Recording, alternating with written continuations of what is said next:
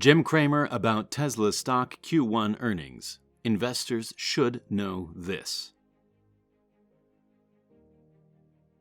Jim Cramer, the host of CNBC's Mad Money and a reporter for Squawk on the Street, revealed certain insights about Tesla's first quarter earnings that every investor should know. Tesla Inc. was down 4% as the company prepared to release its first quarter earnings report. This decline was accompanied by lower than average activity, implying a scarcity of traders and investors looking to enter the market ahead of earnings. When Tesla reported a significant fourth quarter earnings beat on January 26, the stock dropped over 11% the next day and sank another 4% the following day. Tesla announced $17.7 billion in revenue for the quarter, beating the $16.4 billion average projection. The company announced $2.54 earnings per share, topping the $2.26 consensus expectation. This came as no surprise to Cramer, as he fully expected CEO Elon Musk to wow investors during the conference call. With the stock prices going up and down, many investors seem to be on edge. What are Cramer's insights, and how can investors apply them? Keep watching to find out. In the United States, James Joseph Cramer works as a TV host and author. He's a reporter for Squawk on the Street and host of CNBC's Mad Money. Cramer was originally a hedge fund manager and a senior partner at Cramer Berkowitz. Cramer also runs the CNBC Financial Club, and he has stated that he founded the investing club in order to assist all investors in accumulating long-term wealth through the stock market. He plays with an open hand and wants to assist investors in making more informed investments in order to develop long-term wealth. Sticking with what works would save you a lot of headaches, Jim Cramer said to his Mad Money viewers recently. That implies only investing in firms that make money and pay a portion of those profits to shareholders while keeping a sustainable share price for their growth rate. According to Cramer, those requirements may appear overwhelming, but they aren't as stringent as they appear, and they are the only thing that is functioning. This is hardly applicable to Tesla, though, as it isn't a dividend stock. In essence, based on Cramer's statement, it's an outlier. Tesla shares aren't cheap, and the firm doesn't pay a dividend, but its growth and success are undeniable. Tesla recently released its first quarter earnings for 2022, and both the top and bottom lines beat analyst projections. Automotive revenue increased by 87% year over year to $16.86 billion. Tesla reported a gross profit of $5.54 billion in its primary business, pushing automotive gross margins to a new high of 32.9%. Regulatory credits accounted for $679 million in automotive revenue for the quarter. According to Tesla's shareholder presentation, revenue growth was fueled in part by an increase in the number of cars delivered and an increase in average sales pricing. And the brand isn't slowing down. Tesla Inc. unveiled its new German electric vehicle plant recently in hopes of dominating the European market and aiming to expand its manufacturing beyond the United States and China. Following the announcement, Jim Cramer stated that everything was falling into place for Tesla at the perfect time. Cramer said, "I think Tesla stock is ready to have a major run."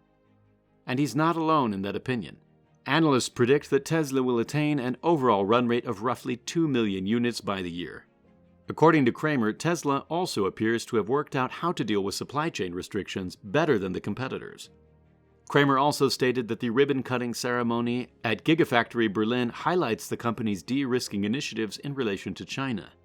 This makes sense, as China has been the backbone for Tesla car productions for quite some time, and we all know it's hardly safe to put all your eggs in one basket.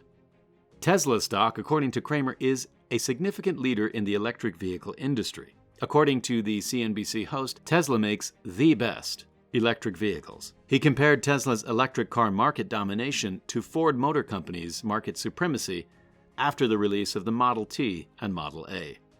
Cramer stated that, quote, "Everyone has electric automobiles, but Tesla really sells electric cars." We certainly agree, as the numbers don't lie. Tesla announced vehicle deliveries of 310,048 for the first quarter earlier this month, the closest estimate of sales provided by the firm. In the 3 months ending March 31, 2022, Model 3 and Model Y vehicles accounted for 95% of deliveries, or 295,324. And it seems the company has no plans of slowing down. During the firm's earnings call, Tesla's CFO Zachary Kirkhorn and CEO Elon Musk claimed that they are sure that the company can grow by at least 50% by 2021. However, due to COVID-related shutdowns, the company lost nearly a month of build volume in Shanghai and will need to ramp up productions to meet its goals. Kirkhorn added, quote, "We've resumed limited manufacturing and are aiming to return to full production as soon as feasible." Despite the slowdown, Musk believes it's likely that Tesla will be able to produce 1.5 million cars this year.